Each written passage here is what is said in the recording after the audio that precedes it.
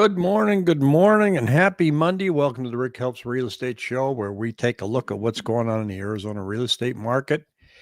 And we're going to try and stay up to speed on what's happening with listings and contracts as we get into the new year now. Our listing's going to climb, our contract's going to start following that, because the difference between the two is going to determine what's going to happen with pricing. If you're waiting for prices to come crashing down, we're going to have a huge increase in listings. And if that doesn't happen, then I don't expect prices to come flying down. So what we see today, though, that's holding everybody back, along with affordability issues, is here's the 10-year Treasury yield. And you can see that, remember this back here in September? September 18th was the magic day. The central bank was going to cut interest rates, and here we go. Buyers were going to come out of the woodwork, and everything was going to be great for buyers and sellers. And rates went in the opposite direction, didn't they? So they did not go down after the rate cut. A lot of that has to do with our national debt, our employment numbers. Economy is doing better than the central bank anticipated, and they are not hitting their inflation target. So you got all that stuff that's just kind of beating up against the wall. And this is where the experts, and I don't know who these experts are, this is a Reuters poll, where experts think the Fed is headed. Here's the rate hikes here, and then they stayed flat. And then 1, 2, 3 rate cuts. That was a 0.50. This was a 0.25, and the latest one was a 0.25. And they're kind of showing that they're going to go down in the high threes, according to the poll. But I don't know. I have no idea. There are some articles here that said that the Fed has hit the pause button for low rates, and may only cut once this year. Again, experts say. So it's in its policy statement this time, the Fed said it would review the economic landscape in considering the extent and timing of additional adjustments. Zettner said that translates into, well, if we're going to do anything else, we'll let you know. It's firmer language than just talking about skipping a meeting, he said. In other words, the central bank said, well, we're just going to have to wait and see what's going on. Going to wait and see the numbers. Hey, do me a favor. If you're watching this live, let me know where you are from. So we're going to take a look at active listings. And if you can see on the ticker below, let me adjust my microphone here. It just seems to be getting in my way. Boy, the holidays really make a mess of things, don't they? I mean, we got into the end of the month, and as we stepped into January 1st, all these expired listings showed up. Normally, we have 600 to 700 expired listings, and we're up to 2,300. Now, a bunch of those are going to show back up. They just let it expire at the end of the year, and by the end of February, the majority of those, or maybe half of them, I think, will show back up on the market. And you can see that sales are just not following along. When I look at my numbers, and I track it on a spreadsheet here, I'm looking at a total net of only 624 new listings coming on board, with 1,738 contracts. So that's 1,000 more contracts written than new listings.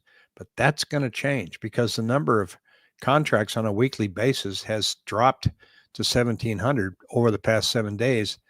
That's because it's got New Year's Day in there. So when New Year's Day washes out, which will be this Thursday, that's when I'm going to get an indication and see if number of contracts is going to get back up to its 2,200 to 2,400 range where it's been hanging.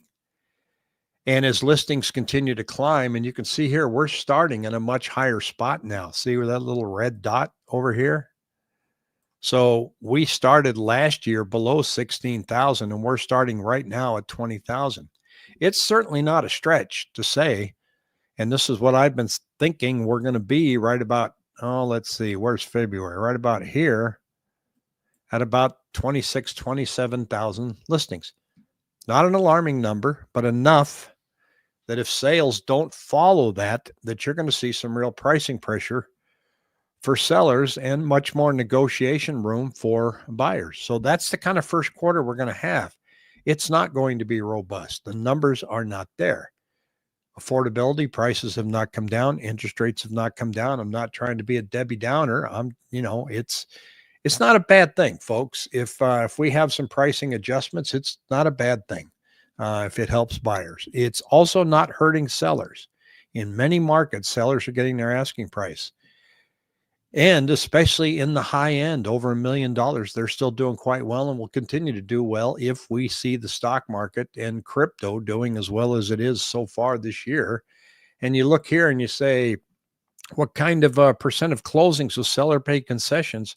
We're at 51%, averaging about $10,000. Tends to hover around 10,000 because if you're getting a conventional loan, that's the cap. That's how much closing costs assistance they can give you. They can't give you any more, but they can help you with a rate buy down. And there's a lot of that going on. So you can see that number has continued to climb all year. And there's nothing out there that says that that's going to go down. Number of price changes. Well, that jumped down in December, the last week of December. Nobody does anything Christmas week. So price changes, price cuts reached their peak November 10th. People said, well, if we expect to sell by Christmas, we better get that price down. And they tried. I like to say they came, they saw, they went. It wasn't quite working out for them. Now the average list price, this is one that we want to watch because they're contributing $10,000 on average to closing costs. People aren't really budging on their asking price. They're trying to keep their powder dry so they can give buyers more incentives. But that pressure will start to show up in about March. After that, I don't know. We're just going to have to continue to look each week. But as we're coming into the beginning of the year now, let's take a very close look on where inventory is and look at average list prices. And here's where they're at. This is good morning, Renee. This purple line here was last year. It didn't budge all year. Average sales price per square foot. And I took out anything over $1 million. If I put everything in, it's just kind of goes up and down. So we started the year, let's see, where's 24? Started the year at $368 and finished the year at $355 per square foot. So that's not a big movement, kind of peaked in the spring and then came down through the summer. I don't see this happening when I take out $1 million. I think what we're going to see now is more of this, and in March, a little dip down. That's just my educated guess. Greater Phoenix, this is here, sales per month. You can see that in December, we were slightly higher than last year. I'll draw a straight line over here. It wasn't brisk, but we were slightly higher than the number here that you see of 4,800. We're at 5,100. So we only increased our sales by 300 homes. So it was not a brisk move. Thank you, Renee. I appreciate you being on the channel. It was pretty slow. Arizona was number 6 state for gained one-way U-Haul movers in 2024, up from number 8, 2023. Probably behind Texas, right? Texas was leading the charge in U-Haul. It cost a fortune to rent a U-Haul from California to Arizona, and they would practically pay you to use a U-Haul from Arizona to California. You want to move to California? Here, we'll give you $200. So there's some interesting charts here that I found. This is household debt to disposable income, U.S., Canada, and Australia. We are down here. So surprisingly, it's gone down. It's pretty healthy when it comes to our debt. But Canada and Australia, man, they're getting slaughtered. There's some other charts here that we show. Let's see. This is savings, HELOC balances, banks more willing to lend to consumers. This is kind of showing a balanced number right there, and it's increasing. So there isn't a tightening in banks' ability to or willingness to get credit. And here's the share of households reporting it's harder to obtain credit than a year ago. That share is dropping. Remember, it's saying it's harder. Well, actually, no, it's not. It's coming down. So that is a good sign for those that are wanting to get credit.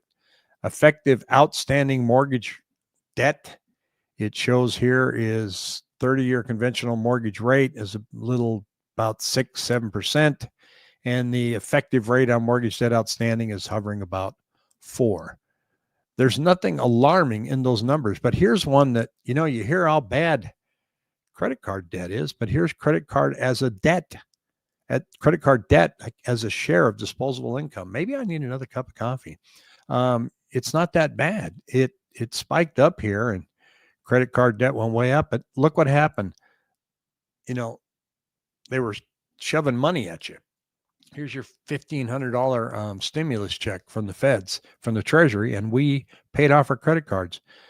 We did really well at paying off our credit cards as we got into 2021, and then it started eking back up. But in relationship to years past, it's not that alarming. The credit card delinquencies have gone up, but the debt as a percent to our income, it's not ringing any bells that said that we have a problem according to these charts. But I could probably find some that out there that'll make your head hurt. In Hawaii, going to Arizona, those who took their houses off don't need to sell. Those left on need to seek. I'm making obscene offers in Hawaii and Arizona. How are they being received, Harold, especially the ones in Arizona? When you say obscene, I know a lot of people are trying. Have you had any luck? It's kind of a fishing expedition, isn't it? I don't think we're in the market right now. The market is not reflecting that obscene offers in Arizona is going to fly yet. I don't blame people for trying, but I don't see where that's gonna pan out. Here's the way it's going to work. Short term, people are very optimistic coming into January. They are every year. This year is no different. It's a little different because we got a new president. So I think it's going to force more people to say, well, I'm going to wait and see what's going to happen. And even more so than he did, well, I'm going to wait until after the election. We've had the election. Now they're sitting on their hands still. But I think people that are optimistic in January, like I say, they always are. It's a new year. Let's get the house listed. Let's go. And they put it out there and it sits there and nobody's looking at it. And they're getting a few bites or a few obscene offers. And then they get disappointed in February. Oh my God, my house is still on the market. What are we going to do? So you start seeing them offering more incentives in February. If it's still sitting there the 1st of March, then here come the price cuts. How severe will the price cuts be? Depends on how long the house has been sitting on the market. And so when you look at, we had 2,300 expired listings. Think about that for a moment. Those are listings that were out there. That's 2,300 realtors that paid for photography, paid for the signs, paid for the marketing, the flyers, the advertising, and didn't make a dime. And those are 2,300 agents that were probably telling their sellers, we may need to make a price adjustment. And the sellers are saying, nah, let's just see what happens. If it doesn't sell, we'll just let the listing expire. That's what happened. So there wasn't this huge, big price reduction. They dug their heels in and they stayed there to the tune where expired listings tend to run about 700 at the end of every month. We spiked up to 2,300. That's a huge number. But what's going up right now is back on market. The number of listings that are coming back on has also jumped. We normally run about 500 to 600 homes. And right now, over the past 7 days, that number's jumped to over 1,000. So people are jumping back in January. And yet our sales are not following it yet. We'll see what happens on Thursday when I get to wash out New Year's Day. But if sales don't follow, then we're going to be growing by an average 500 homes a week. Thus, we'll be at about 26,000 homes by February. Bruno from Chicago bought a house at Dove Mountain, closed in October, gated community. Seller started at 755. That's where most of the cops were in the subdivision. I picked it up for 580. Feel comfortable. Wow, that's a huge reduction there. Way to go. We've got the Herald here saying most are listening. We're getting counters. That's the good thing. When you send in an obscene offer, I tell agents, don't reject it. If they call and say, we're rejecting this, I go, no. Send me a counter. Let's keep this thing alive. Any offer is an open invitation to negotiate. If you've got your house listed and you get an offer that just makes you cringe, just counter. Make a serious counter offer. You don't have to come all the way down to where they are. Sometimes they expect you to meet them halfway, but counter where you're comfortable and then see where it shakes out. Running it out to it here says abundance of available apartment rentals with increasing incentives, discouraging first-time home buyers. Exactly. My son's looking. He's going to be moving soon, and he says every time he logs on and takes a look, price is going down $100. You don't have to go to any particular neighborhood to see how many apartment complexes are up and that are new. I mean, it's staggering how many apartments have been built. And so that is incentives for buyers to say, well, gosh, it's cheaper to rent now than it is to buy. I'm going to re-up for a year. And a lot of renters are doing that. Now, you remember in 2020, we couldn't use the gym, we couldn't use the pool, we couldn't use the clubhouse, and we were paying this exorbitant rent, and houses were cheaper, and the government was sending us money. They were paying us an extra $500 for unemployment, and they go, God, let's buy a house. Let's get some room for the dog here, okay? And so they left those expensive apartment complexes. Now we have the opposite happening. But there is still a huge number of people that want to buy. That has not gone away. The number of people who want to buy a house is pretty large. The number of people that can't buy a house is also pretty large. And that's the dilemma that we're stuck in. And everybody's out trying to prognosticate about how long this is going to take. You know that I don't like married house date to rate. I thought that was just a cheesy slogan when that was coming out. And I also know that we saw many in our industry talking about that September 18th rate cut, saying, okay, here it comes. Don't forget, because if rates get down in the mid fives, buyers are going to come out of the woodwork. And we saw in the chart here that in September, rates went the opposite direction. So what you're being told sometimes versus what's actually happening is something that you need to pay attention to. I've even run into people over the holidays that have said, so rates have gone down, huh, Rick? I see the Fed's made some changes. And they're shocked when I go, well, no, actually mortgage rates went up. What do you mean they went up? The Fed cut rates. Yeah, well, it's complicated. So there is this perception out there that rates have gone down. But look, if you're not out buying a house, you're not really going to care. If you're selling a house, you're probably not paying a whole lot of attention to it either. You're kind of sitting back just looking at a headline from time to time, or you're jumping on Zillow and seeing what's going on. But in the meantime, the market just is muddling. Our people go, it's really going to be slow out there. Newsflash, it's slow now. It's really slow. A lot of realtors got out of the business this year. A lot of lenders got out of the business. A few title companies closed. I don't see how it can get much slower than it has been. But there are some of us that have done okay. There are still transactions. I like the market better when we can have choices and we can take time to make decisions than what we saw in 2021, 2022. It's just somebody flying into town and they wanted to look at homes. You just say, well, let me know when you get here and we'll see what's available. Well, now you can sit here on Tuesday and go, well, let me pull up, see what's available and send you a list of homes and let me know what you want to look at. And you've got time. They're still for sale. So you don't have that rush where you have to make the buying decision while you're standing in the driveway. That was a terrible, terrible time. You're writing a contract, you know that you're going to get outbid unless you write something that's just ridiculous. And when you're a listing agent, it's not fun looking at 10 offers. And everybody puts in this escalation clause, which means I will be $1,000 higher than your highest offer. Well, somebody else says they're going to be $1,000 higher. And so it's a nightmare. So you're on the phone. Hey, you've been outbid. You want to go up 1,000? Okay. Then you counter back, and then you got to call the other guy. Hey, they beat you by 1,000. It just goes back and forth, and it takes you hours and hours.